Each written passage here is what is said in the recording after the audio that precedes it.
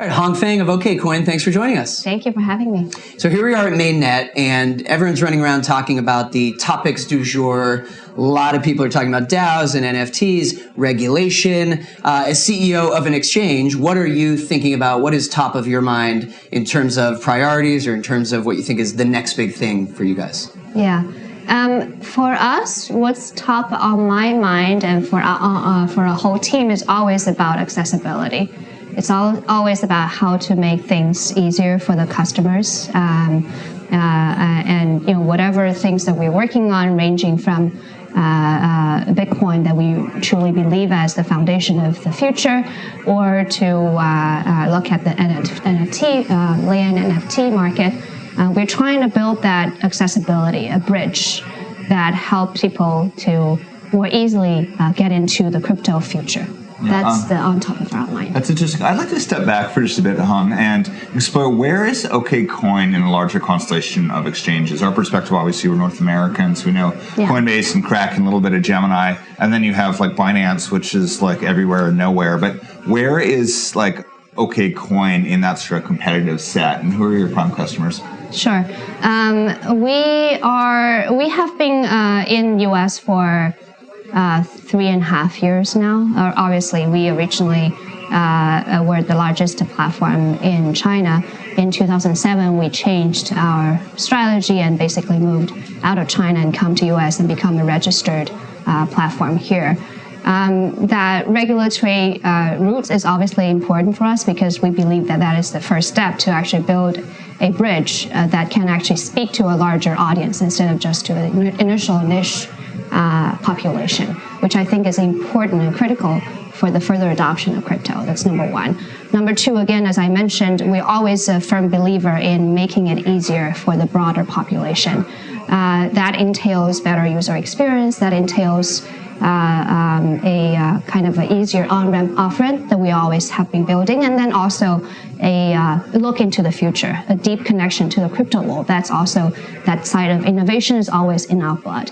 So over the last 12 to 18 months, we've been growing quickly. Our business almost grew like 30 times plus.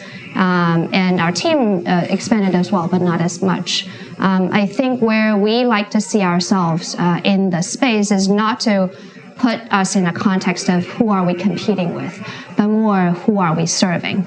That entails retail customers and also entails institutional customers too. We have a dedicated institutional team that specifically work on product solutions for them. But obviously our heart is also with the larger population, and that's how we tend to think about where we come from. But your customers primarily, are they North America based or Asia based or both? I would say at this point it's a very healthy mix. Obviously, if you ask me about before 2017, it's pretty much all China. But after we move out and over the last particularly 2 years, we've been growing very quickly in US. Our US based customer actually are at this point a significant part of our customer base. It's very much global. I would say US and Asia, North America, Latin America, and also Africa, Russia, Middle East. Fast-growing crypto market there. Exactly. Because you guys were based in China and then moved, got to ask you while we have you about the China kind of crackdown of maybe the last 6 to 8 months, not just on mining, but their whole view on crypto and what's happening there with the digital yuan. Yes. What do you make of China's attitude toward crypto and its roadmap there? Yeah, I think it's not totally surprising, to be honest. I think crypto in itself is a technology innovation, and I'm happy to see that this technology innovation is being embraced around the globe. And ultimately, different countries, different jurisdictions will make their own decision.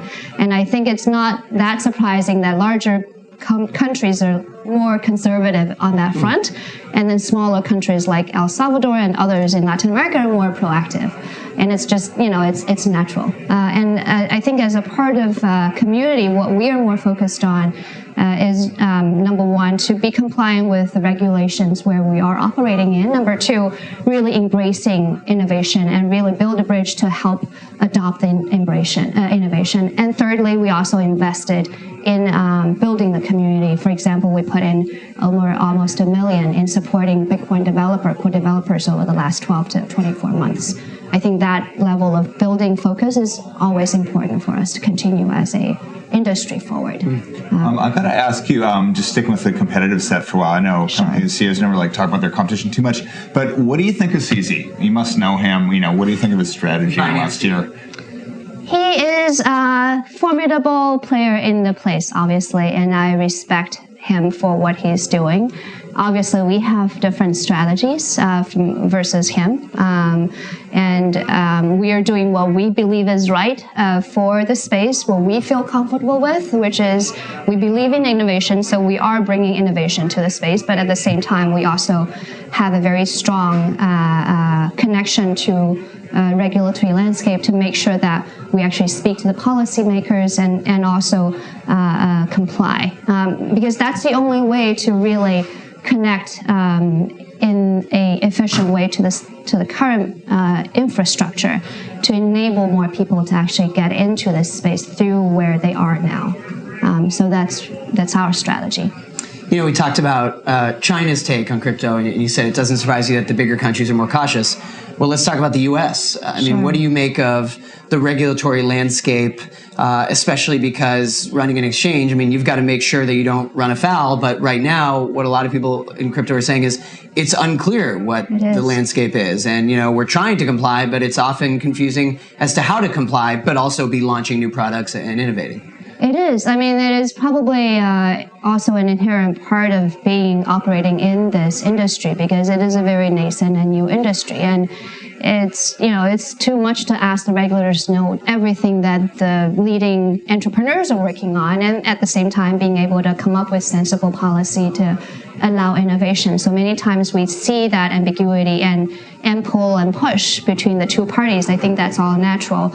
And I agree, on the one hand, the regulatory framework in U.S. is not as clear as we would like it to be, which definitely increases the operational cost and compliance cost for players like us.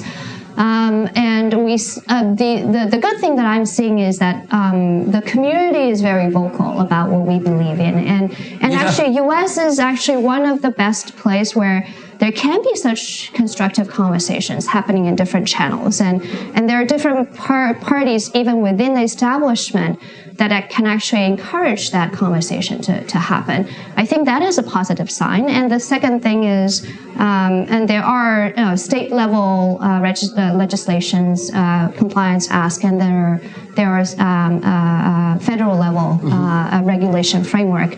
And I think a big debate about that is whether we want to have a federal level, one-size-fits-all regulation for regulatory compliance efforts in crypto, or we want to have a state-by-state.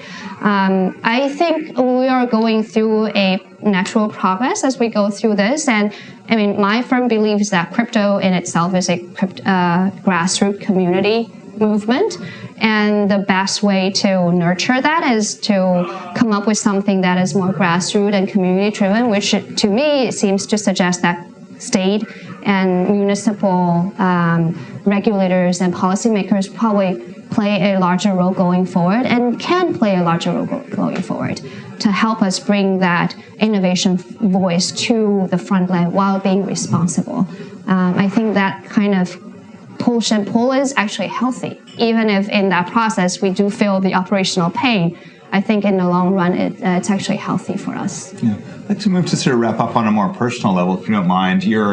It's obvious you're one of the few female CEOs in crypto. How did that come to be? What's that experience been like? And do you think it's going to change? Do you think crypto is going to grow more diverse, or what should the industry do to encourage that? Yeah, I do get asked about that question quite often. And I do find that question to be interesting as well and a little bit hard to answer, to be honest. But the reason that I find it hard to answer is because I don't actually feel the difference that much when I work with a team, because our team is quite diversified. Just by nature, I think, because our business is quite global. Team are physically located in different places, and gender-wise, it's also quite balanced. And again, it's not by choice or by, someone saying we got to have 50-50 or whatever the percentage is, just came out that way just because of the talent pool mix. So I don't really feel like I'm operating differently or being treated differently because of gender. It's more because what we do, what the team feel passionate about, and what we're working on. But from a diversification point, in June, when I went to Bitcoin 2021, was actually in Miami. That was actually the first time I actually saw and felt that gender disparity. Oh, it's all men. Yeah. The restroom situation. But I do think that we are seeing a shift in the at least the user base.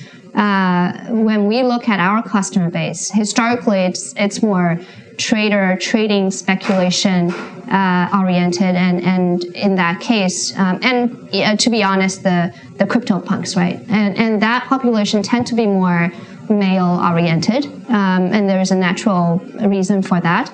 But as the mass adoption continues, we are starting to see more female users in our base, and when we do outreach to potential investors, customers, we also see an increasing mix, and that mix tends to be more balanced compared to before. Glad to hear that. Yeah, so right. I think it will continue to evolve. Good space. It needs more diversity. Hong Feng, thanks for joining us. Thank you for having me. Thanks so much, Hong. Thank you.